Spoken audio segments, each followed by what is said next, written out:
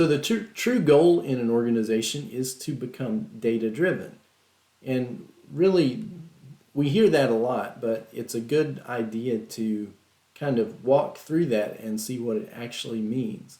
So there are a couple of things that we have to have as prerequisites to becoming a data-driven organization.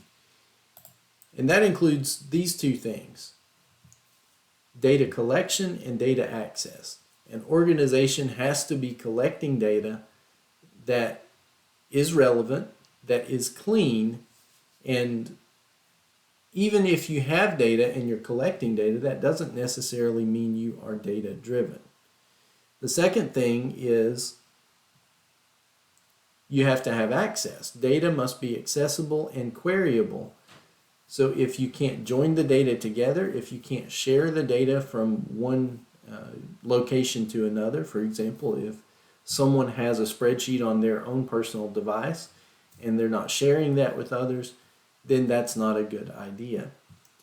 Queryable just means that you can access it and you can run reports against it.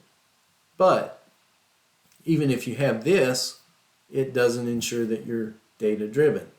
So humans are still a very key factor for analyzing data and then making decisions based on that data. So we're trying to move an organization more toward being data-driven by collecting the data, ensuring that it's accessible to everyone who needs it, that you can join data together, that you can share it with others, that you can query it. So data reporting is something that humans do, and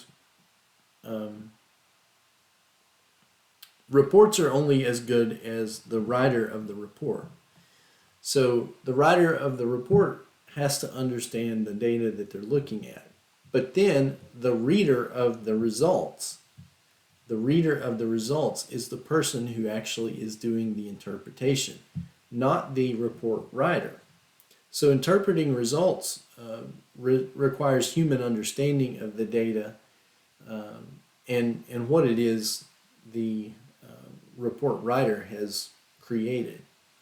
Second thing for human intervention in data analysis is alerting. So if data shows anomalies, then it could require human intervention, and humans may be alerted based on some erroneous results in a report, and it tells them to fix a problem. But remember, data analysis goes way beyond all of this.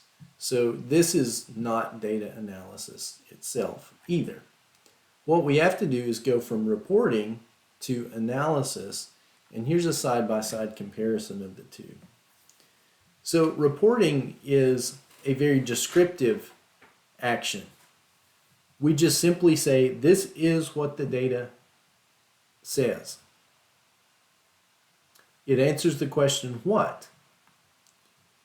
Reporting looks backwards rather than forwards. It tends to raise questions. Why is this value like this?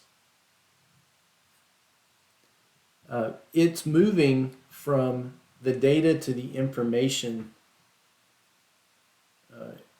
hierarchy on the DIKW pyramid. So it's moving from data to information. You can have column-based and row-based reports like in a spreadsheet, which we'll talk about in Module 2. Or you could have dashboards, which you would talk about in CSCI 5050 if you take that course. And then some of the alerting is there as well. Reporting often has no context other than the requirements for the report. But on the analysis side, rather than being descriptive, analysis is prescriptive, meaning what should be based on what is. So it answers the question, why? It's forward-looking, it answers questions rather than raises it, and it adds the data and the information together to produce insights or knowledge, if you remember DIKW, and it results in findings, in recommendations, in predictions, and it adds context to your system. When a company starts doing the things on the right-hand side, they are becoming more and more data-driven. There are some key questions that are answered by analytics. What happened? Well, that's reporting. What is happening now? That is a form of alerting. What will happen? We can extrapolate what has happened and then project it into the future.